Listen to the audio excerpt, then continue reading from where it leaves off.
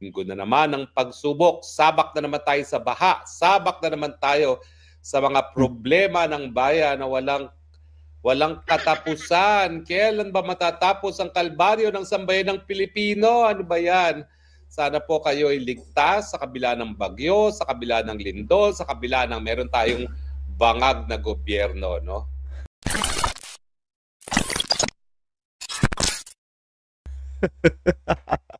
Tama ka dyan, Harry Roque.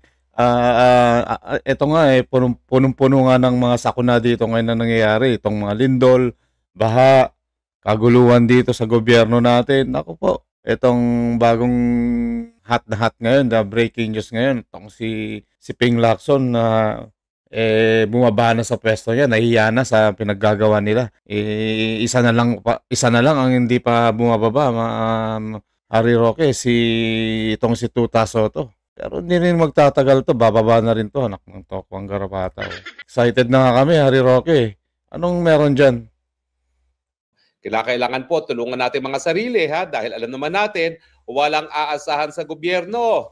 Kaya kailangan tayo mga Pilipino, tayo na magtulungan. Okay? Tayo po ay magbayanihan na. Huwag na tayo antay ng tulong, lalong-lalo na dyan sa mga nasalanta ng lindol dyan sa Cebu, ha. Mga kaibigan, magtulungan na po tayo. Ako po'y malayo, pero gumagalaw po yung aking mga galamay dyan sa Cebu at patuloy po na nagpapadala ng tulong kahit papano. Hindi naman.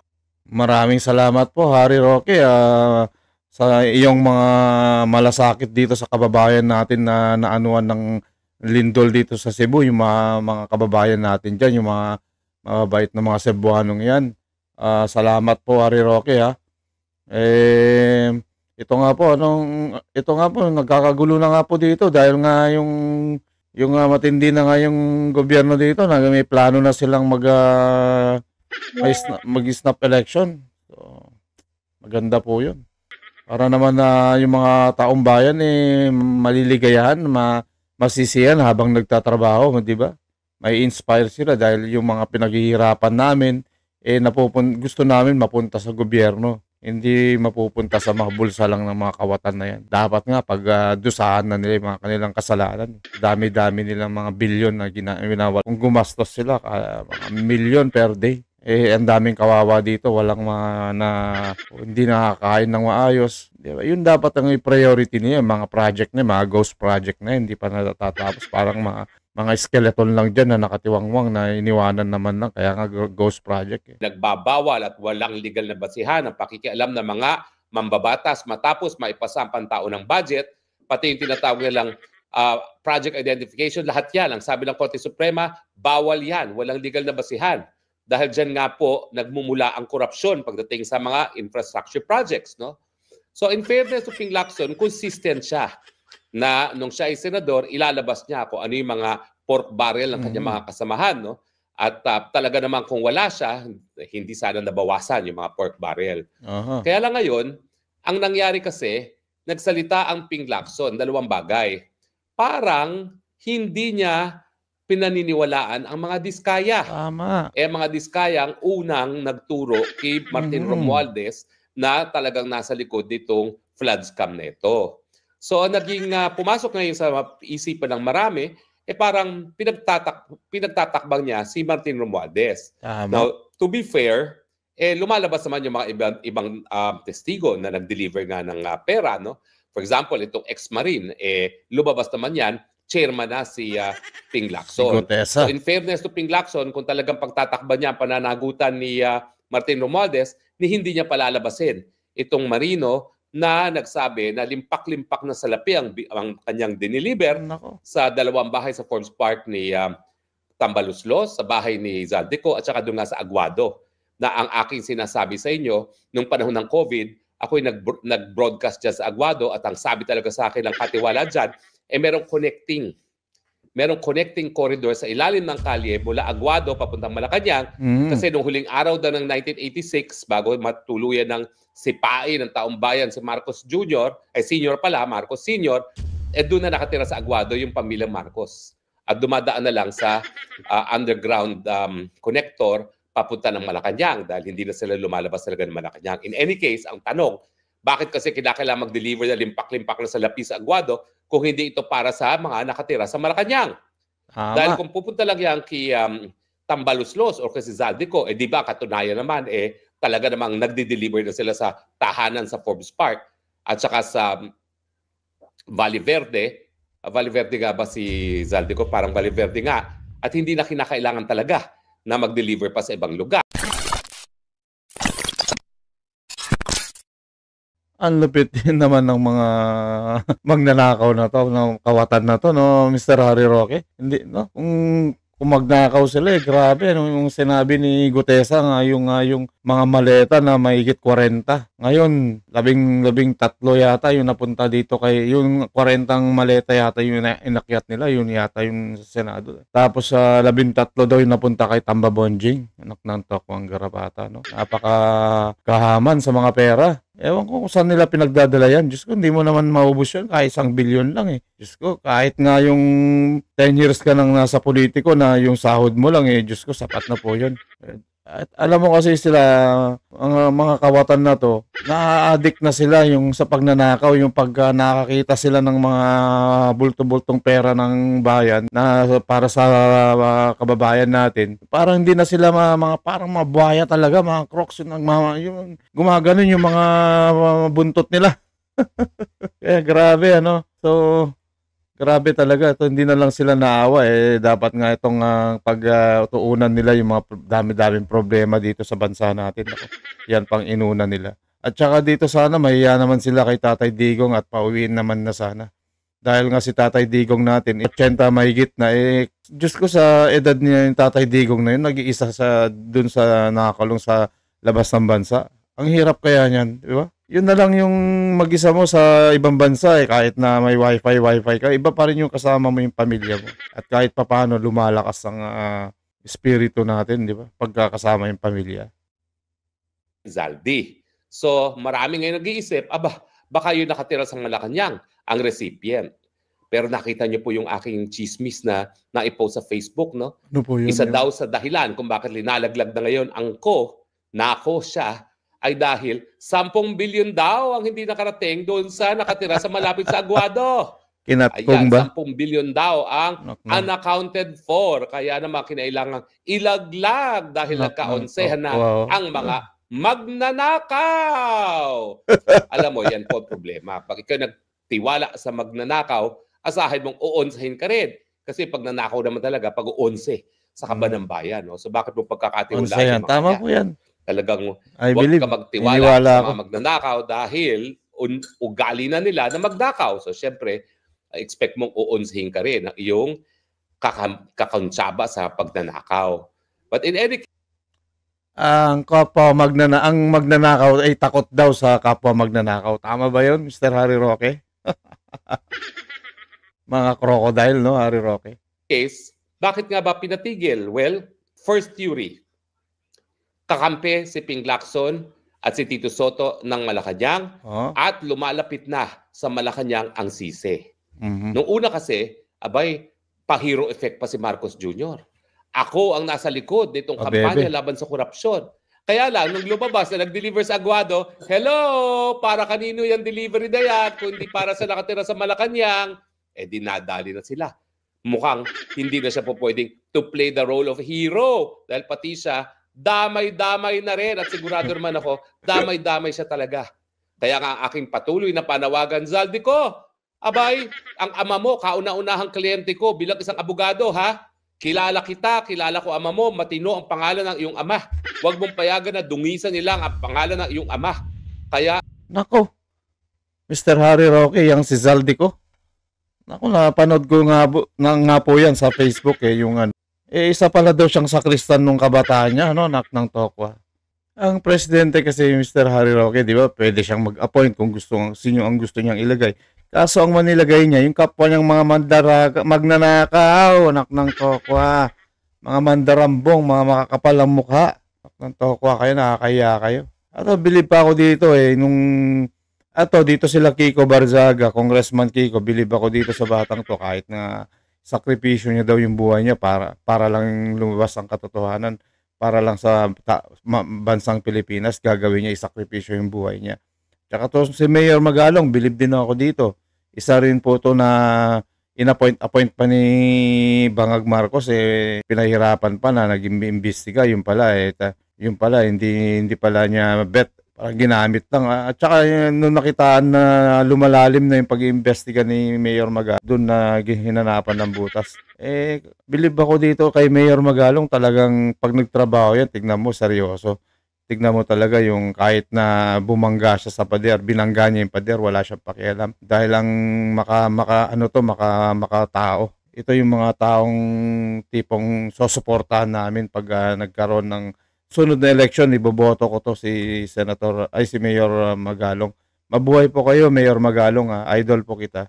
Maraming salamat sa lahat ng pag-effort mo na para dito sa bayan natin, na para lang sugpuin yung mga corruptor, mga buwakaw na yan, mga crocodile na yan, naknanto.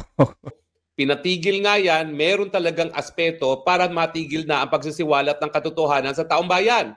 At ito naman ang dahilan kung ba't nagagalit ang taong bayan. Bakit nga naman ititigil? Yan ang number one soap opera ngayon sa ating bayan. Abay, wala nang pakialaman taong bayan dyan sa mga soap opera ng mga teleserye na tinatawag. Ngayon, real life drama. Mantakin mo, tamukal na pera ng taong bayan, linaw ng mga walang yak sa gobyerno, o di ba? Hit na hit ang ating pinapanood, tapos ipapatigil ninyo. Pero isang dahilan yan, na talaga pinatigil ng Malacanang, at sa tingin ko, we have to hear it from Ping Lacson mismo at saka kay Tito Soto, na walang kinalaman ang Malacanang dyan, dahil ang sinabi naman talaga ni Chis Escudero, isa sa dahilan kung bakit siya tinanggal bilang Senate President, dahil talaga nagpatuloy ang investigasyon dito sa flood scam nito. Pero bukod pa dun sa obvious na Malacanang ang ayaw magpatuloy, well, meron ding aspeto na ayun nga, yung mga senador kasi na nagpapasanta-santa na kunwari, holier than thou, kunwari, malinis, lumalabas, sila din magnanakaw. Mga mandaram. Mo, palinis-linis siya. Good.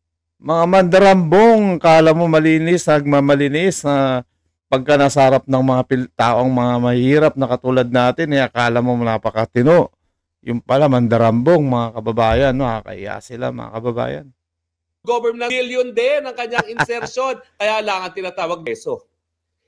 Ayan, isa ring mambobola yan. Akala mo kung napakatino, napakabait, napakakalmang magsalita, no, Harry Roque? Tsaka mga pagkababayan, kung magsalita yan sa Senado, napakahinhin.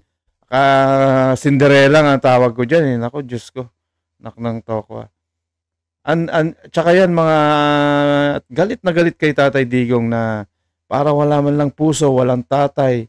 Nasa edad na ni Tatay Digong na hindi na kaya nga nag-ano yung mga senator para man lang makapag-ambag ng kanilang suporta kay dating Tatay Digong, dating Pangulo natin, bilang nagbibigay respeto.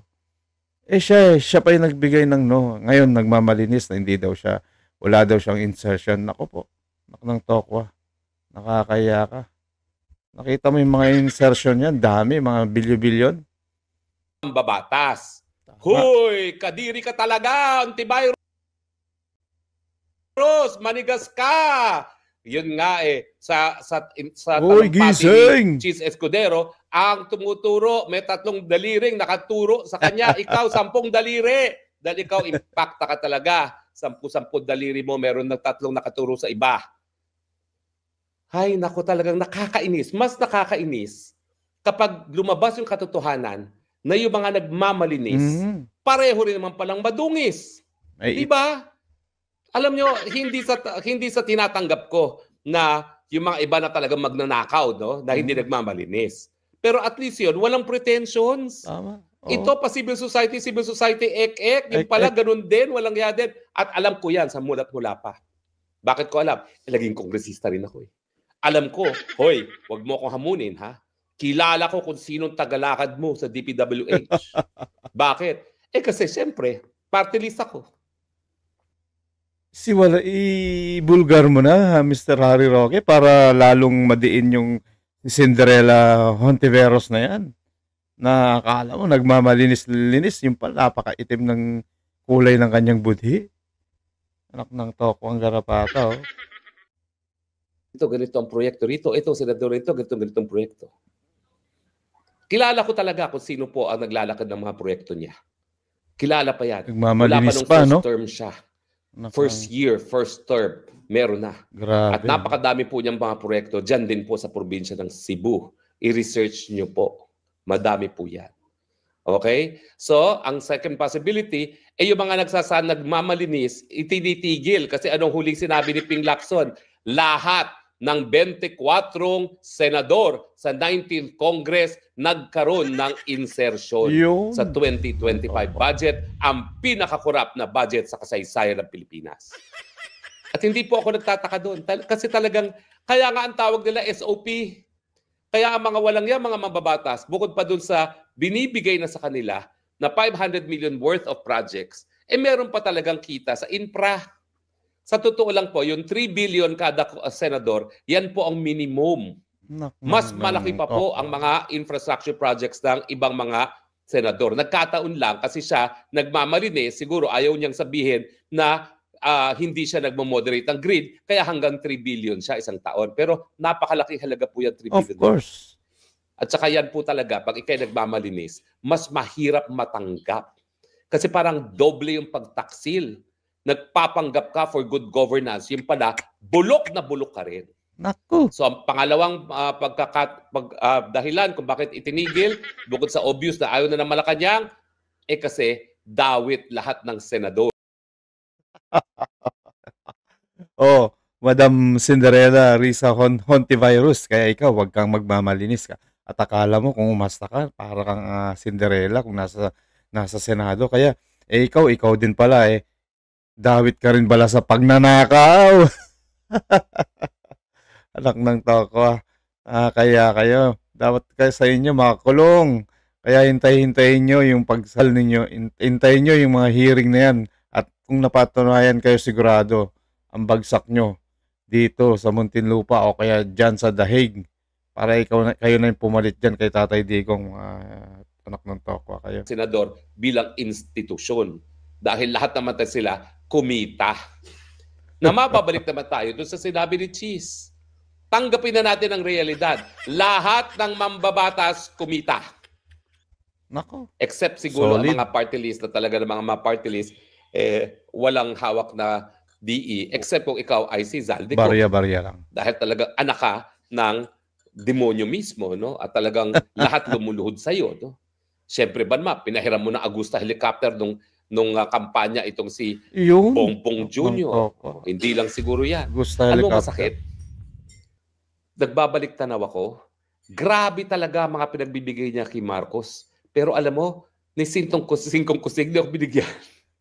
Miski ako yung abogado ng tatay niya. Ni singkong kusig. Duling, hindi ako binigyan niyan. Okay lang, kasi alam ko naman, hindi talaga ako tatanggap ng pera sa mga contractors. At hindi ako tumanggap sa kahit sinong contractor talaga. Dahil alam ko ang kapalit niyan. Sa totoo lang, kaya ako nagkaroon ng problema doon sa aking mga kasama dati sa party list. Iyan po isa. Tama po yun, Harry Roque. Butit hindi ka tumanggap.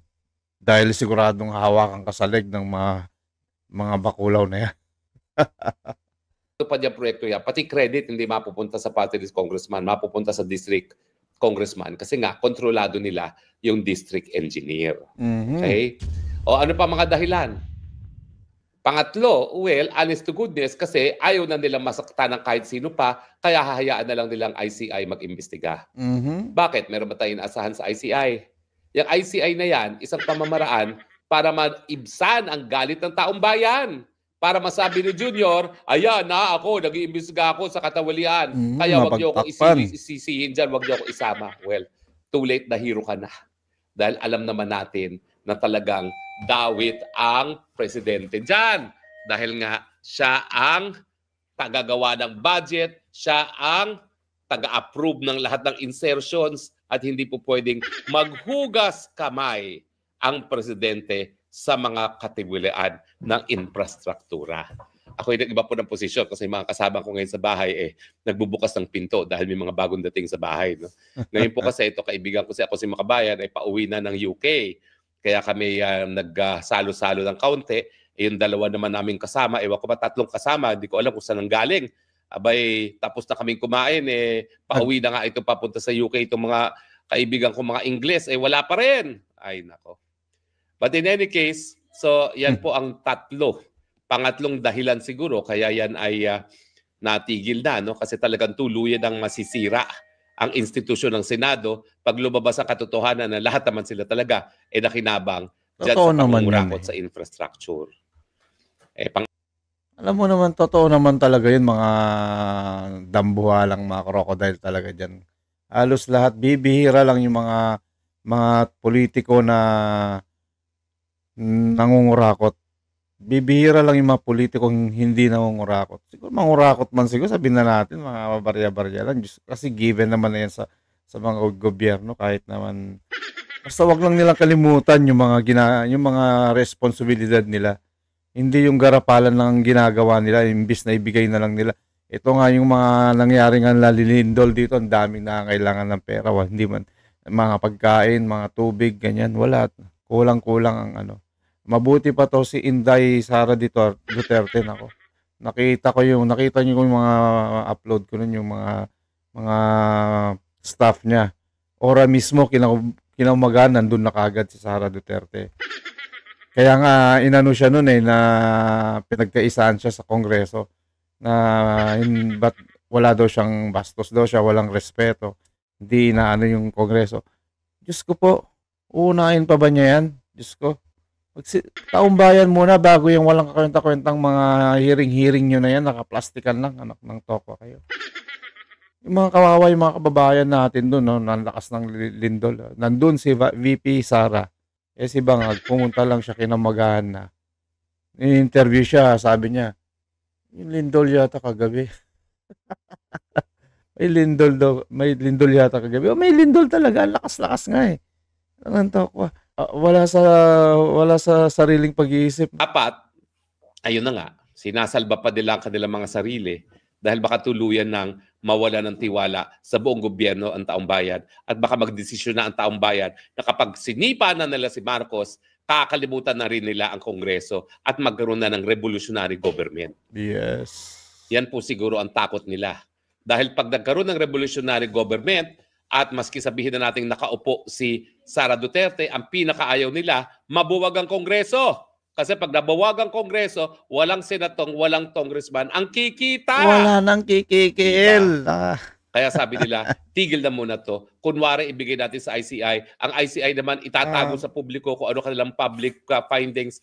Hahayaan nila na humupa ang galit at kapag humupa na ang galit, sasabihin nila, ay, si Zaldico ga may kailangan. Kampahan natin si Zaldico. At syempre, kasampahan nila ng kaso na hopefully hindi ma-convict si Zaldico. Dahil sasabihin naman ni Zaldico, pag ako pinuruhan nyo, sasabihin ko lahat ng alam ko. O kaya kinakailangan, kasuhan para lang maibsan ang galit ng taong bayan, pero hahayaan naman nilang ma-dismiss ang kaso. Kaya nga si Zaldico, Mr. Harry Roque, tinatago nila sa ibang bansa. Sa tutuusin nga lang, kahit sa mga ilang araw lang yan, mahuhuli na yan kung gustuin nila eh. Kaso ayaw nila. Kasi alam natin, alam ng buong bayan kung anong istorya. Talaga alam namin. Si Tatay Digo nga, nagawa nilang dinukot at ipakulong dyan. Yung pa kaya nasa ibang bansa, nako, saglit lang po yan. Ang suma total, galit po ang taong bayan ha. Mag-ingat kayo sa gupit ng taong bayan. Nagdesisyon kayo na itigil na investigasyon, pero hindi po yan tatanggapin ng tagong bayan. Tandaan nyo po yan. Puputok na parang bulkan. At dahil sa ginawa ninyo na itinatago nyo pa ang inyong mga kasalanan, kayong mga senador at mga congressman sa taong bayan, baka pag sinisati nila ang presidente, buwagin na rin ang kongresong tuluyan. Kayo rin ang may kasalanan sa mangyayari sa inyo. Agree ba kayo? Disagree? Agree. But anyway, bago tayo maghiwalay, tawagin natin ako si Makabayan. Hello, ako si Makabayan. Kamusta ka na? Hello Kamusta po, ka na? kamusta? Oo, At, ha? see you there. See you. Ay, nako ha, papunta ng Pilipinas ako si Makabayan, ha? Talaga naman nakakainggit ka ako Makabayan, no? Dahil ako gusto ko nang umuwi talaga, no? Sana makasama kita pag uwi, ha? We will. Yan, okay? So anyway, maraming salamat sa pagbisita. Ako si Makabayan at maraming salamat sa inyong patuloy na pagtangkilik, ha? Alam ko Sabado, pero nagpapahinga kayo, pero pasensya na kayo kung pinainit ko na naman ang inyong ulo. No? Pero kinakailangan talaga, wag nating tigilan ng pagbabatikos yung mga walang yan, mga magnanakaw sa ating gobyerno. Okay, maraming salamat. Maraming salamat po, Mr. Harry Roque, sa napakaganda mong panawagan at message dito sa ating mahal na kababayan dito sa Pilipinas at dito sa ating mga kawatan ng gobyerno natin, yung mga magnanakaw. At hindi yung magtatagal mahuhuli na natin tong mga to. May papakulong na, may justice na dito sa bansa natin. Tama na, sobra na. Palitan na, ika nga, anak ng tokwa. Maraming salamat po mga kababayan. Huwag niyo kalimutan i-share, like at subscribe itong mga videos na to. At nang sa ganun, napapanood ng ating mga kababayan dito at sa iba't ibang bansa mga kababayan. Maraming salamat po. News That Matter. God bless.